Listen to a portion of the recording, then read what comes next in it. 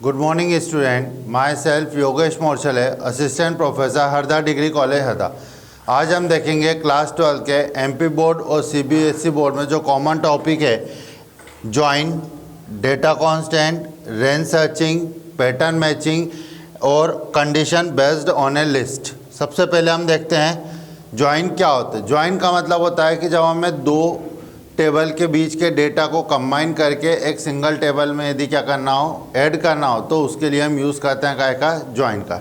अब ज्वाइन के यहाँ पर अलग अलग टाइप्स होते हैं। सबसे पहला होता है इनर ज्वाइन। इनर ज्वाइन का काम होता है जब हम दो टेबल से डेटा को सेलेक्ट करके एक सिंगल टेबल में रखते हैं, तो उस केस में क्या होता है कि दोनों टेबल में जो कॉमन फील्ड होती है उन कॉमन फील्ड को हम इक्वल ऑपरेटर की मदद से क्या करते हैं, कंपेयर करते हैं, और दोनों फील्ड में जो कॉमन वैल्यू होती है केवल उन्हीं रिकॉर्ड को वो यहाँ पे क्या करेगा, सेलेक्ट करेगा या रिटर्न करेगा।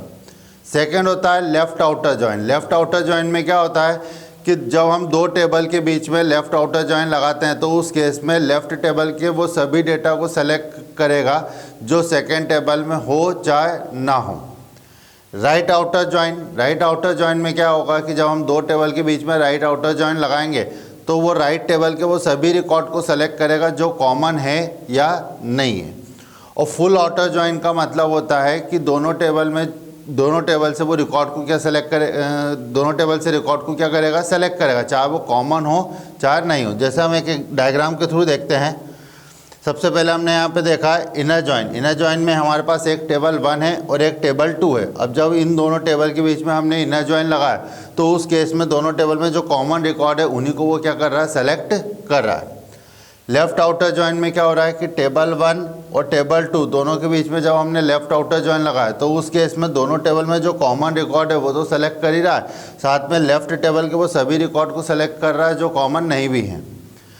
राइट आउटर ज्वाइन में क्या हो रहा है कि टेबल 1 और टेबल 2 के बीच में हमने राइट आउटर ज्वाइन लगाया है तो उस केस में दोनों टेबल में जो कॉमन रिकॉर्ड है उनको सेलेक्ट कर रहा है, साथ में राइट टेबल के वो सभी रिकॉर्ड को भी सेलेक्ट कर रहा है जो कॉमन नहीं है।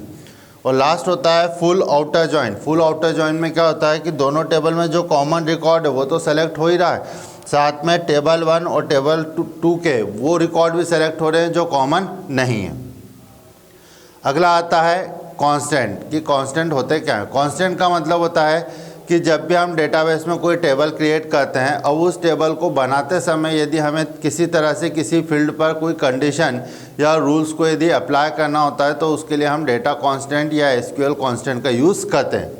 सबसे पहला कांस्टेंट होता है not null constant. Not null constant का मतलब होता है कि जब हम किसी फील्ड को नॉट नल कांस्टेंट डिक्लेयर करते हैं, इसका मतलब ये कि उस फील्ड के अंदर वैल्यू इनपुट करना कंपलसरी है, आप उस फील्ड को एम्प्टी नहीं छोड़ सकते। कैसे अप्लाई करते हैं तो एग्जांपल से लिखा हमने, क्रिएट टेबल, पर्सन नाम की एक टेबल बनाई जिसके अंदर सबसे पहले आईडी नाम की एक फील्ड बनाई जिसका टाइप दे दिया इंटीजर और कांस्टेंट अप्लाई कर दिया क्या, not null, comma, last name varchar type है उसका 25 उसकी साइज है और नॉट नल कांस्टेंट इसको भी अप्लाई किया।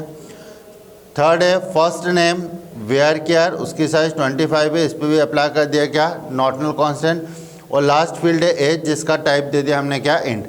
अब इस पर्सन टेबल के अंदर हमने 3 फील्ड को नॉट नल कांस्टेंट डिक्लेयर किया है, एक आईडी, लास्ट नेम और फर्स्ट नेम। अब जब हम इंसर्ट कमांड की मदद से इस टेबल के अंदर कोई रिकॉर्ड इंसर्ट करेंगे तो उस केस में हमको आईडी, फर्स्ट नेम और लास्ट नेम की वैल्यू इनपुट करना कंपलसरी है, उसको हम एम्प्टी नहीं छोड़ सकते।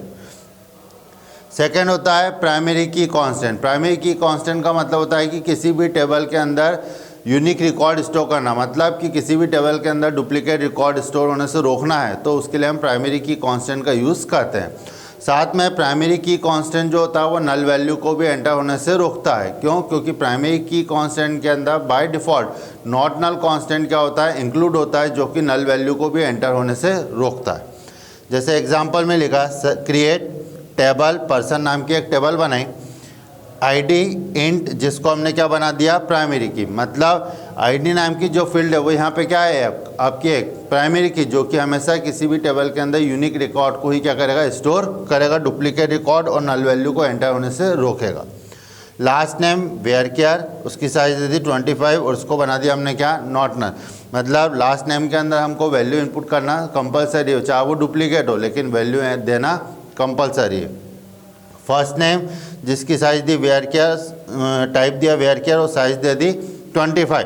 तो उस केस में यहाँ पर हम उसकी वैल्यू दें चाहे नहीं दें उससे कोई फ़र्क नहीं पड़ेगा, वो नल वैल्यू को भी एक्सेप्ट कर सकता है। और लास्ट एज जिसका टाइप हमने क्या दे दिया इंट, इस पर भी कोई कांस्टेंट अप्लाई नहीं करा तो वो भी आपका नल वैल्यू या डुप्लीकेट वैल्यू को स्टोर कर सकता है। थर्ड आता है यूनिक कांस्टेंट। यूनिक कांस्टेंट का काम भी प्राइमरी की तरह है। जैसा प्राइमरी की जो था वो डुप्लीकेट रिकॉर्ड को इंसर्ट होने से रोकता था, हमेशा यूनिक डेटा ही क्या करता था, स्टोर करता था। सेम उसी तरह से यूनिक कांस्टेंट भी जो है वो हमेशा यूनिक डेटा ही स्टोर करेगा, डुप्लीकेट डेटा को इंसर्ट होने से रोकेगा।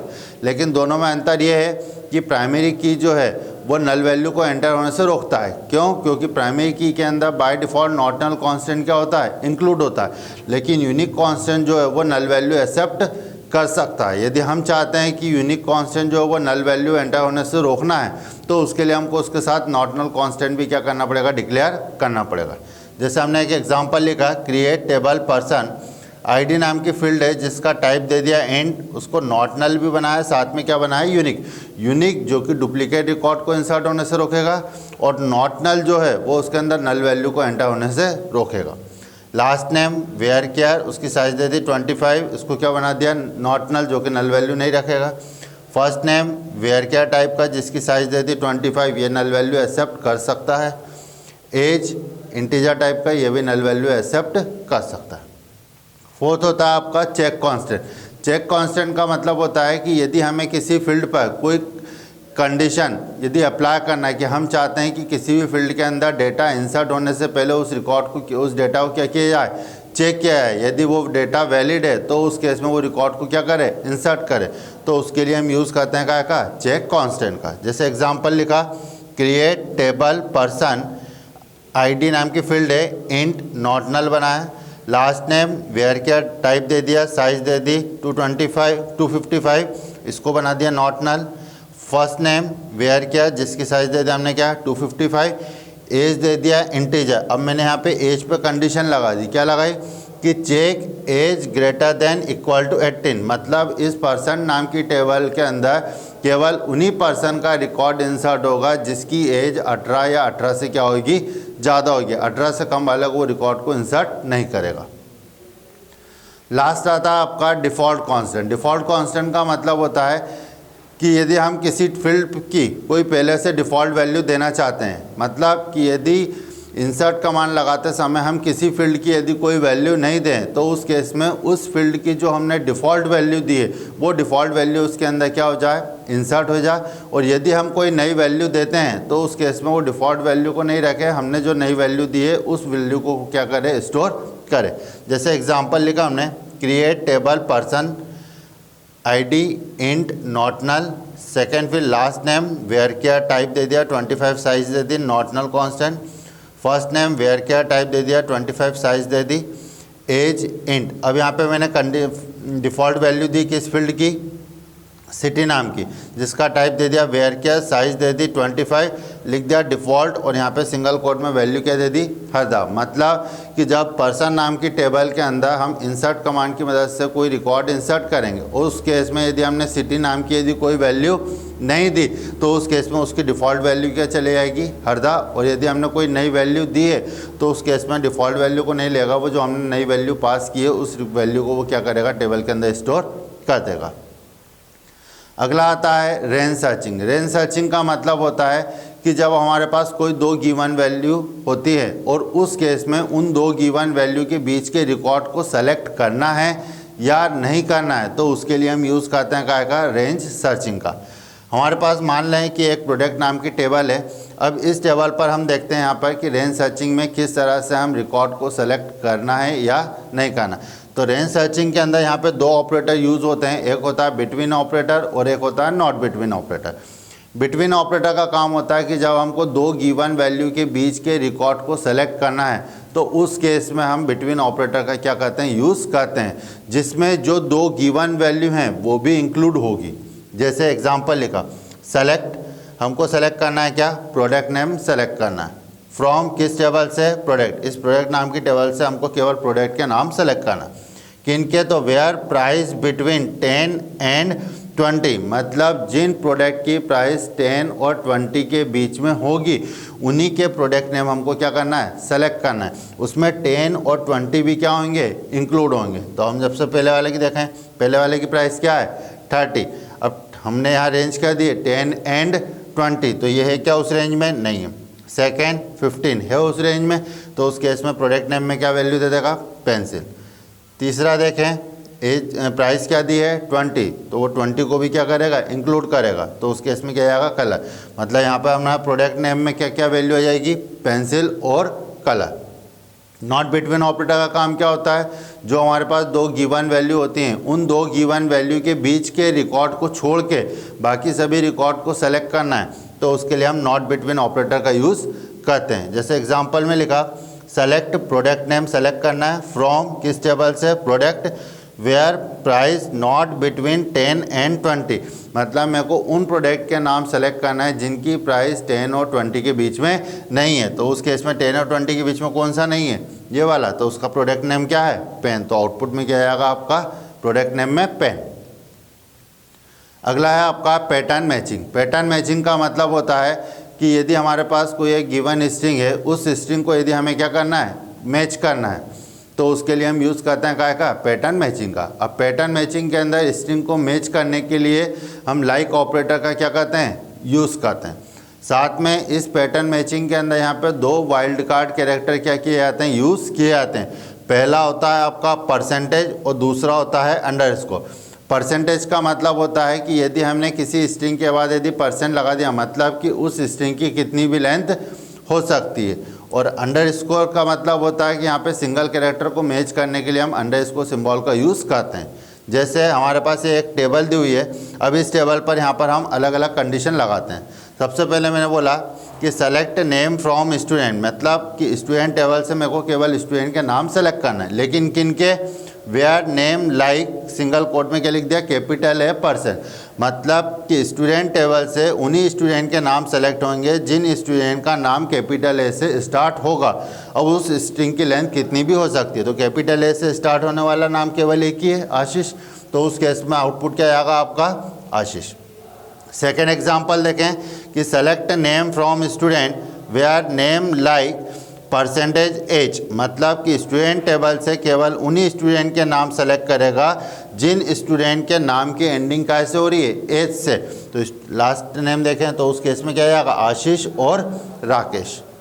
थर्ड है select name from student where name like single quote में लिखा %A%। इसका मतलब होता है कि स्टूडेंट टेबल से केवल उन्हीं स्टूडेंट के नाम डिस्प्ले करेगा जिन स्टूडेंट के नाम में क्या आ रहा हो, ए। अब वो ए स्टार्टिंग में हो, बीच में हो, लास्ट में हो, दूसरे तीसरे पोजीशन कहीं पर भी हो, मतलब उसके नाम में यदि स्मॉल ए आ रहा है तो उस केस में उस स्टूडेंट के नाम को वो डिस्प्ले करेगा। तो उस केस में स्मॉल ए हम देखें तो एक यहाँ आ रहा और एक यहाँ आ रहा, तो आउटपुट में क्या आएगा, राकेश और अमित।